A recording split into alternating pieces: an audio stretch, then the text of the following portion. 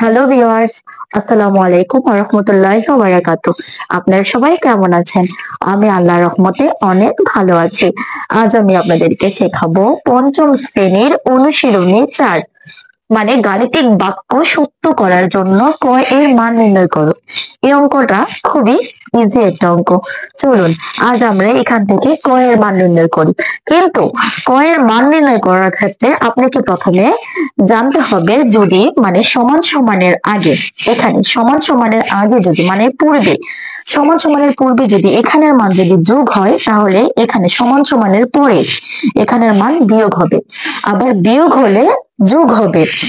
তেমনি ভাবে সেম গুণ হলে, যদি এখানের মান গুণ হয় তাহলে এখানে আসলে ভাগ হবে, আবার ভাগ হলে গুণ হবে। তার মানে যোগের সাথে বিয়োগের সম্পর্ক, বিয়োগের সাথে যোগের সম্পর্ক, গুণের সাথে ভাগের সম্পর্ক, ভাগের সাথে গুণের সম্পর্ক।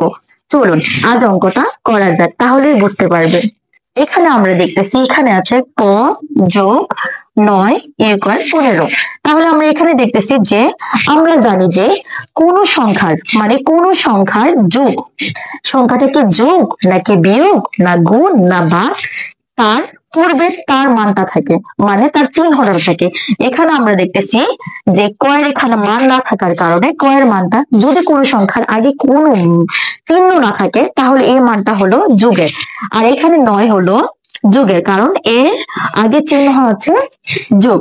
তাহলে আমরা দেখতেছি 9 এখানে যোগের থাকার কারণে এটা সমান সমানের পরে এটা বিয়োগ হবে। তাহলে আমরা এখানে লিখবো প্রথমে, সবার প্রথমে আমরা এখানে বা দিব।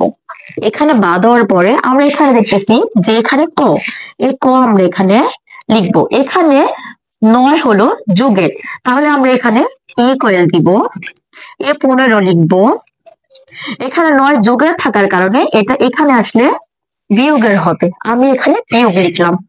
তারপর আমি এখানে সুতরাং দিব ক, আমি দেখতেছি এখানে 15 আর এখানে 9, এখানে 5 হলো উপরের সংখ্যা, মানে এই 5 থাকার কারণে 5 এখানে ছোট আর এখানে 9 হলো বড়।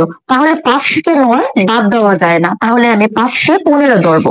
আর এখানে আছে 9, 9 এর পরে আমি মানে আঙ্গুলের 15 পর্যন্ত যতটা আঙ্গুল আছে, মানে আঙ্গুলের রেখা আছে ততটা গণবো। তাহলে 9 এর পরে হলো 10, 11, 12, 13, 14, 15। আমি দেখতেছি এখানে 6 হয়, আমি এখানে 6 লিখবো।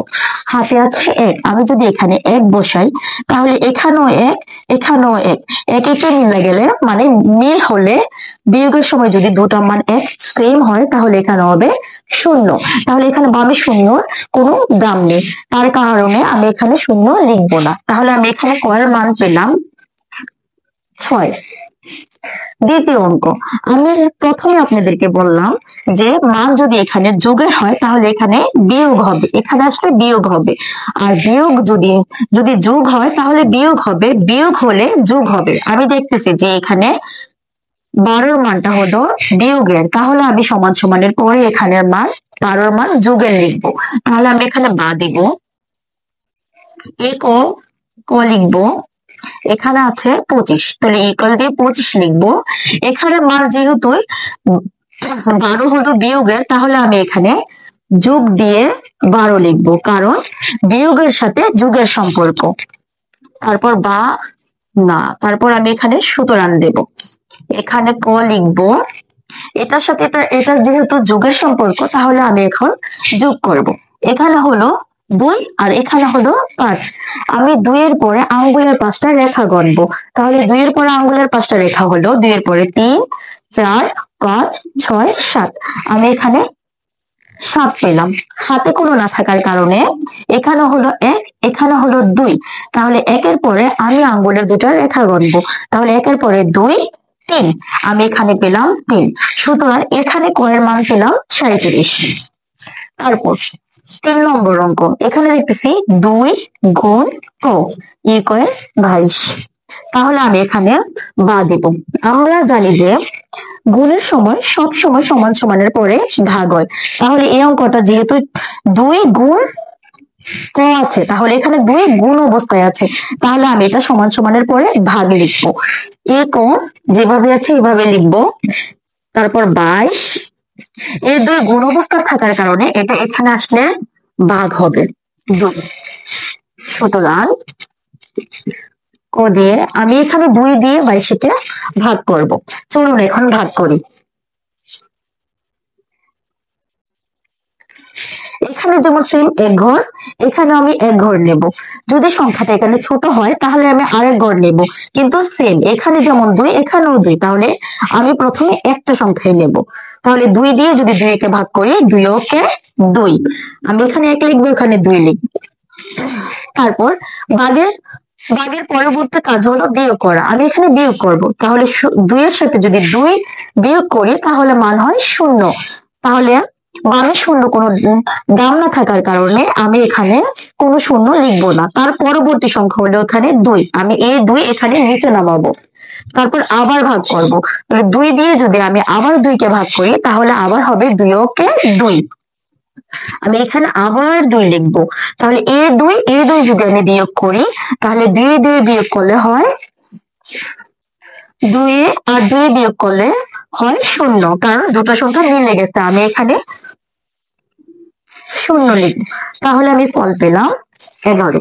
আমি এখানে কয়ের মান পেলাম 11। পরবর্তী সংখ্যা 4 নম্বর অঙ্ক। এখানে দেখতেছি যে 8 ভাগ অবস্থায়, আমি জানি যে এখানে যদি মান ভাগ হয় তাহলে এটা সমান সমানের পরে হবে গুণ, কারণ ভাগের সাথে গুণের সম্পর্ক।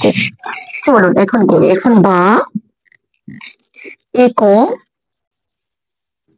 এই সাত যেভাবে আছে ওইভাবে লিখবো। মানে এখানে সংখ্যাটা এটার পরে গিয়ে বসবে। তাহলে এখানে 8 হলো ভাগ অবস্থায়, তাহলে আমি এটা 8টা ভাগ অবস্থা থাকার কারণে এখানে আমি গুণ দিয়ে লিখবো, গুণ 8। সুতরাং এখানে এখন আমি 8-এর নামটা 7 বার পড়বো। তাহলে 8-এর নামটা যদি আমি 7 বার পড়ি, 7 আর 56, তাহলে আমি এখানে 56 লিখবো। সুতরাং এখানে কর মান পেলাম 56। বন্ধুরা, আজ এই পর্যন্তই। এখানে যদি আপনাদেরকে সমস্যা থাকে তাহলে আপনারা বারে বারে আমার ভিডিওটা দেখবেন, ফলো করবেন এবং বেল আইকন বাজিয়ে আমার পাশে থাকবেন, যাতে পরবর্তী ভিডিও আমি দেওয়ার সাথে সাথে আপনারা সবার আগে পেয়ে যান। আজ এই পর্যন্ত। আসসালামু আলাইকুম ওয়া রাহমাতুল্লাহি ওয়া বারাকাতুহু। আপনারা সবাই ভালো থাকবেন। আল্লাহ হাফেজ।